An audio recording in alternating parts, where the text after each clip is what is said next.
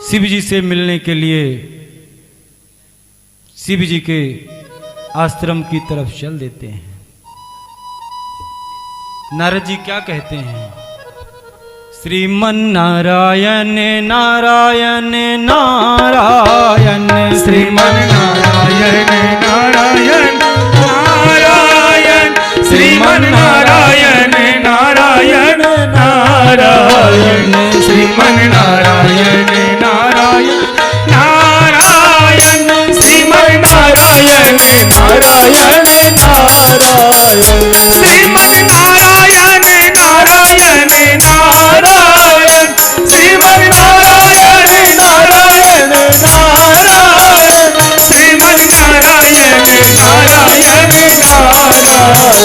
श्रीमन नारायण नारायण नारायण, श्रीमन नारायण नारायण नारायण, श्रीमन नारायण नारायण नारायण, श्रीमन नारायण नारायण नारायण। बोलिए लक्ष्मी नारायण भगवान की जय। अब यहां से कथा प्रारंभ होती है। नारद जी शिव जी के आश्रम में पहुंचते हैं भोलेनाथ से मिलने के लिए,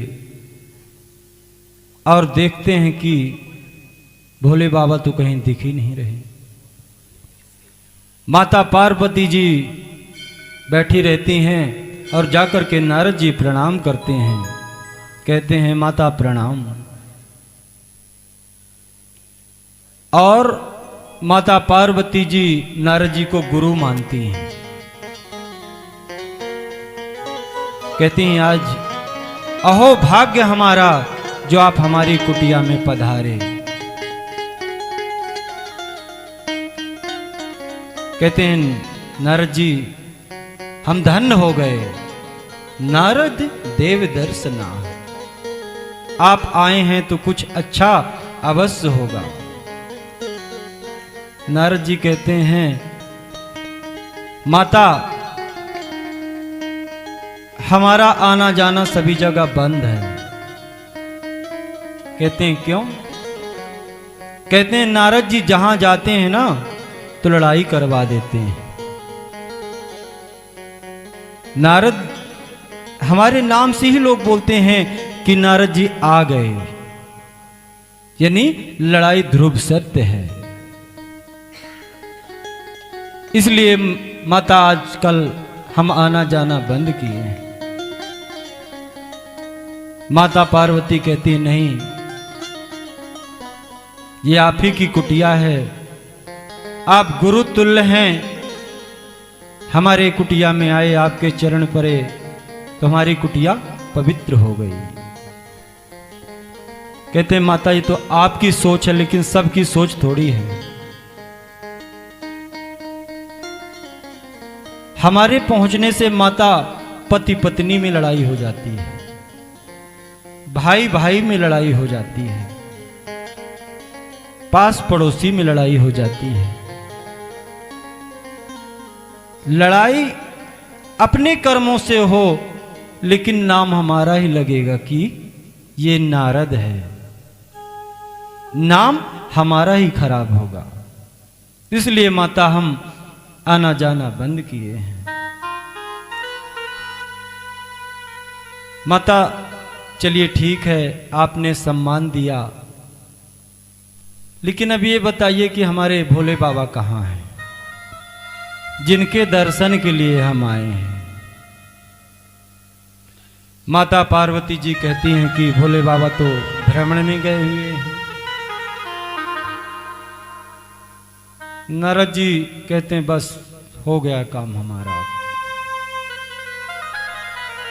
कहते हैं आप ऐसे अकेले भेज देते हैं भ्रमण में, आप भी साथ में जाया करिए। आजकल किसी का भरोसा है नहीं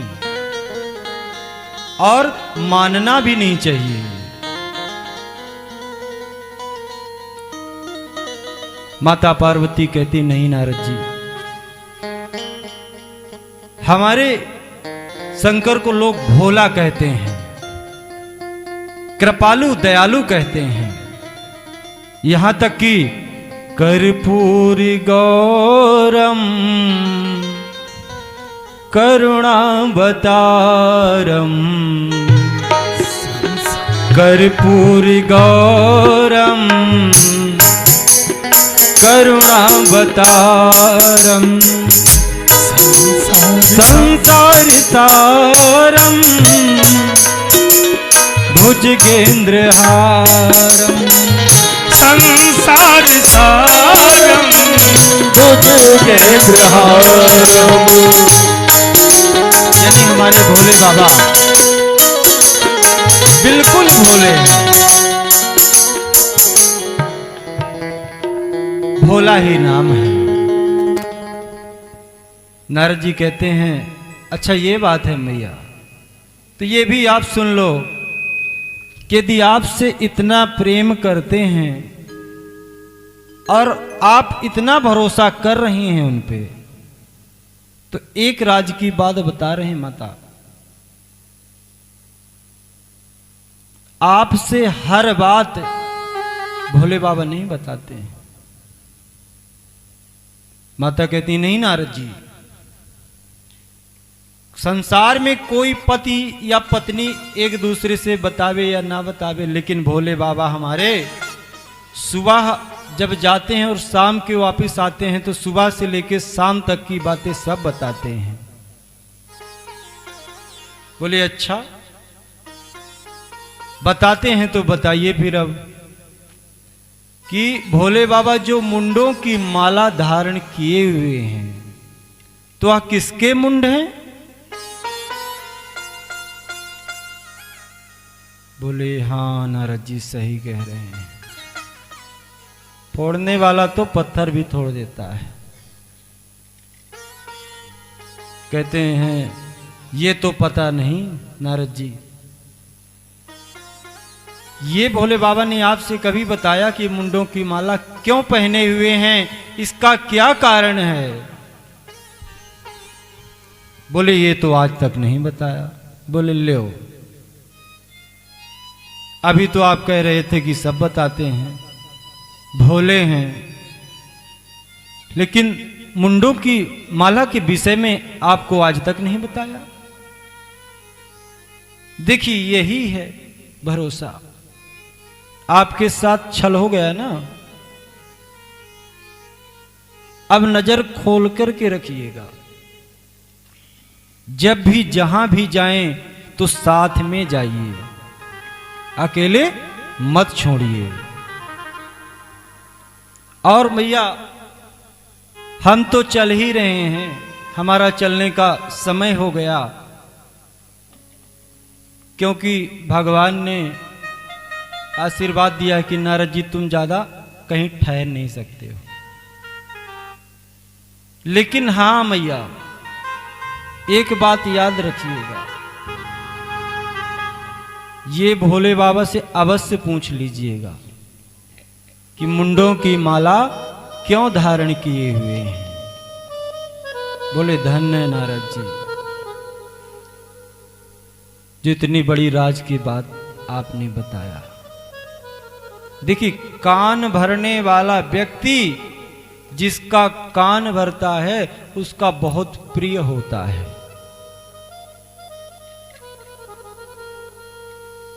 उसको बहुत अच्छा लगता है जो कान भरता है। यानी निंदा, बुराई, चुगली करो तो आप बहुत अच्छे हो, यदि आप सत्य में हो, ईमान में हो, धर्म में हो तो सदैव परेशान रहोगे। नारद जी कहते हैं मैया आज्ञा दीजिए अब हम चलें। लेकिन हाँ मैया जाते जाते ये जरूर कह रहे हैं कि पूछ जरूर लीजिएगा कि मुंडों की माला क्यों धारण किए हुए हैं। बोले ठीक है नारद जी। नारद जी चल पड़े। जैसे ही द्वार पे पहुंचे तो भोले बाबा आ गए। नारद जी ने प्रणाम किया भोलेनाथ को और कहते हैं भोले बाबा की अहो भाग्य नारद जी जो हमारी कुटिया में आप पधारे। नारद जी कहते हैं हाँ बहुत अच्छा लगा बोले नाथ आपकी कुटिया में पहुंच करके, लेकिन थोड़ा आप अंदर जाइएगा तब पता चलेगा।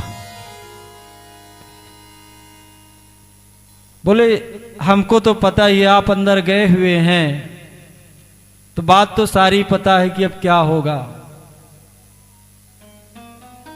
भोलेनाथ से आज्ञा लेते और नारद जी चल देते हैं। भोलेनाथ जैसे ही अंदर पहुंचते हैं तो माता पार्वती जी कोप में बैठी हुई होती हैं, गुस्से में।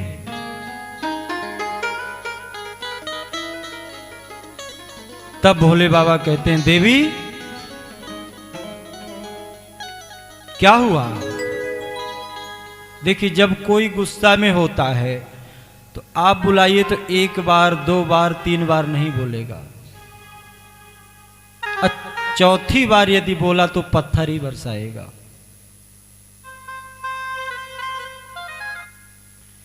माता पार्वती जी कहती हैं धन्य है प्रभु, अभी तक तो हम जानते थे कि आप बाहर से काले हैं, लेकिन आज ये पता चल गया कि बाहर से तो हैं ही, लेकिन बाहर से डबल अंदर काले हैं। बोले देवी ऐसे कैसे। बोले बस अब रहने दीजिए, अब मत बताइए। बोले क्या हुआ देवी बात तो बताओगे। देखिए जो गुस्सा में होता है वो काफी घुमा फिरा के बात करता है, सीधे पॉइंट में नहीं पहुंचाएगा कभी। यदि पॉइंट में पहुंचा देना तो बात ही सुलभ हो जाएगी। भोले बाबा बार बार पूछ रहे हैं और माता पार्वती जी कहती हैं बस रहने दीजिए, अब आपसे हमको बात ही नहीं करना है। धन्य है नारद जी का जो हमारी आंखें खोल करके चले गए। भोले बाबा कहते हैं कुछ ज्यादा ही खोल के चले गए। खोलना तो ठीक ही था, लेकिन देवी बहुत ज्यादा खोल दिए हैं। लेकिन चलो कोई नहीं, आप बात बताइए। माता पार्वती जी कहती हैं कि प्रभु आप ये बताइए, आप कहीं जाते हैं तो सुबह से शाम तक की बातें हमको शाम को बताते हैं, लेकिन जो आप ये मुंडों की माला धारण किए हुए हैं तो किस लिए धारण किए हुए हैं, इसका क्या कारण है। बोले धन्य है देवी, इतने के लिए आप गुस्सा हैं। आपने कभी प्रश्न किया नहीं, हमने कभी कहा नहीं, लेकिन आपने पूछा है तो हम अवश्य बताएंगे। यदि मुंडों की माला का राज आप जानना चाहती हैं तो सुनिए। पुनरपि जननम पुनरपि मरणम पुनरपि जननम पुनरपि मरणम पुनरपि जठरी जठरे शयनम।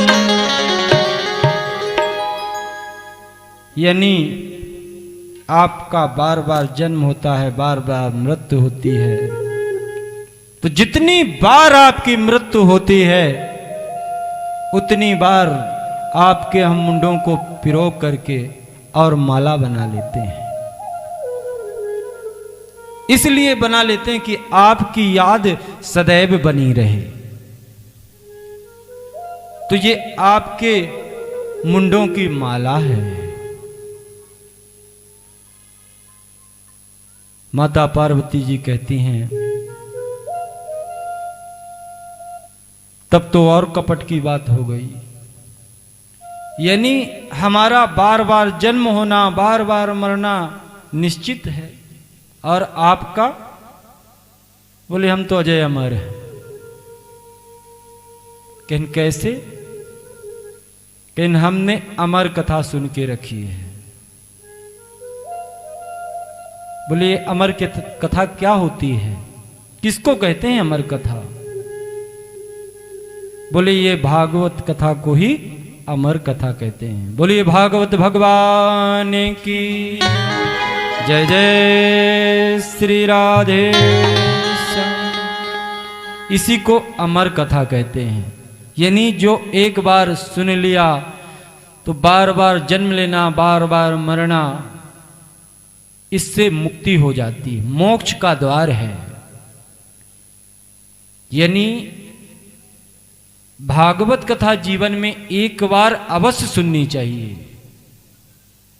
यदि आपको मोक्ष चाहिए, शांति चाहिए, सुख चाहिए, धन चाहिए, वैभव चाहिए, तो कथा ही देती है।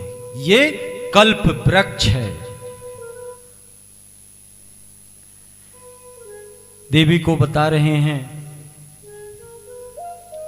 यदि माता देवी आपको सुनना है कथा ना, तो इसके लिए 7 दिवस यानी 7 दिन तक निरंतर दिन और रात जागरण करना पड़ेगा। और जब हम कथा सुनाएंगे तो हुंकारा देना पड़ेगा। तो इस तरह में आप हुंकारा भरेंगे तो हमको भी लगेगा कि आप सुन रही हैं। यदि आपके सामने कोई व्यक्ति बैठा हो और आप उसको कुछ कह रहे हैं, हाँ हाँ ना कहे, तो आप समझ जाइए कि वो सुन नहीं रहा आपकी बातों को। तो हुंकारा देना अति आवश्यक है। माता पार्वती जी कहती हैं हम अवश्य जागरण करेंगे, 7 दिवस तक ध्यान लगा करके सुनेंगे, हमको सुनाइए। तब भोले बाबा कहते हैं चलिए कैलाश पर्वत की ओर, शिखर पर। देखिए कथा वहां होनी चाहिए जहां शांति वातावरण हो, शुद्ध हो, जहां बाहर की आवाज ना आए। और ऐसे लोगों के पास बैठना चाहिए जो आपस में खुसफुस न करे, क्योंकि जो ज्यादा बोलेगा ना वो सुनेगा और ना सुनने देगा। कथा में 3 लोगों को बताया गया। एक तो होता है श्रोता, जो कथा को ध्यान पूर्वक सुनता है, और दूसरा होता है श्रोता, यानी ना सुनता है ना सुनने देता है, cut cut cut cut cut cut करता रहेगा। और तीसरा होता है सोता, यानी कथा चल रही है और खंबे में लुढ़क गए, जब बोला गया बोलिए बांके बिहारी लाल की जय, तब नींद खुली। तो चलिए श्रोता और सोता तो सही है, लेकिन जो श्रोता है वो बड़ा खतरनाक है। तो कथा में शांति पूर्वक बैठना चाहिए, एकांत में कथा होनी चाहिए, और पवित्र स्थान होना चाहिए। जैसे ये सबसे बड़ा पवित्र स्थान है नवदेवी दुर्गा मंदिर प्रांगण है, यहां पे दूर दूर तक की आवाज नहीं आती है। तो ऐसे ही भोले बाबा माता पार्वती जी को ले जाते हैं शिखर पे और तेज से डमरू बजाते हैं। और जैसे ही डमरू बजाते हैं तो जितने पशु पक्षी होते हैं उनकी आवाज को सुन करके सब उड़ करके चले जाते हैं।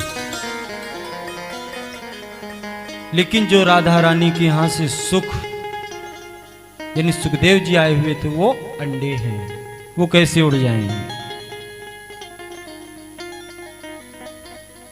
एक पवित्र स्थान देते हैं बैठने के लिए, जैसे जो वक्ता होता है ना, जैसे आपको हम कथा सुना रहे हैं तो पवित्र स्थान है, देखिए कथा सब कोई नहीं कह सकता है,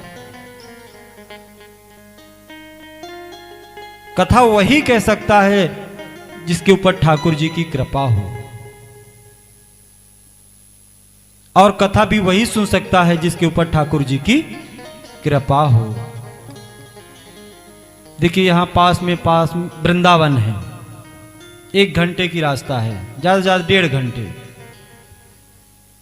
और करोड़ों लोग यहां वास करते हैं। यदि पूछा जाए कि वर्ष में एक बार वृंदावन जाते हो कि नहीं, तो कहेंगे नहीं महाराज जी, अभी समय ही नहीं मिलता है। कई लोगों से हम पूजा कराने जाते तो पूछा करते हैं कि वृंदावन आप गए हैं कि नहीं, बोले पंडित जी 5 साल हो गए, अभी हमने देखा ही नहीं कहाँ है वृंदावन, जो कि 1-1.5 घंटे की रास्ता है। इधर हरिद्वार, जहां भक्ति वास करती हैं, ब्रज के रज में मुक्ति है, जहां कण कण में आवाज राधे राधे राधे राधे गूंजता रहता है। वृंदावन आप जाइए ना कभी, देखिए वहां के साधु संत रहने वाले जो व्यक्ति हैं, वो आपको नाम लेके नहीं पुकारेंगे, शुद्ध भाषा में बोलेंगे। यदि आपको साइड भी करना है ना तो कहेंगे राधे राधे, यानी श्वास श्वास पे हरि भजा, व्यथा श्वास नहीं खोए। एक श्वास को व्यथा नहीं जाने देते ब्रजवासी लोग, दिन भर राधे राधे राधे राधे चलता रहता है। दर्जी के जाइए तो पहले राधे राधे, रास्ते में जाइए तो राधे राधे, मार्केट में जाइए तो राधे राधे। ये कितनी बार नाम लिया जाता है। यहां तो आप ज्यादा से ज्यादा लेंगे 2 बार 4 बार 10 बार, लेकिन वहां एक व्यक्ति यदि वास कर रहा है ना, तो दिन भर में कम से कम 100 बार राधे राधे बोलता है। ना भी इच्छा हो ना, तो राधा रानी कितनी बड़ी कृपा है बिहारी जी की, आप ना भी बोलें तो राधा रानी बुलवा लेंगी। नहीं, आपसे कोई ब्रजवासी बात नहीं करेगा जब तक आप राधे राधे नहीं कहेंगे। तो अवश्य वृंदावन जाना चाहिए, बिहारी जी के दर्शन करना चाहिए, यमुना जी में स्नान करना चाहिए, पितरों के लिए जल देना चाहिए, पूर्वजों को याद करना चाहिए, दान पुण्य वहां जाकर के करना चाहिए। तो सुना रहे थे कि डमरू भोलेनाथ ने बजाया और सब पशु पक्षी उड़ गए। भोलेनाथ ने कथा कहना प्रारंभ किया।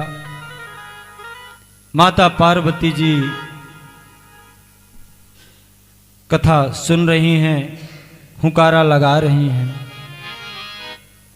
और भोले बाबा सुना रहे हैं।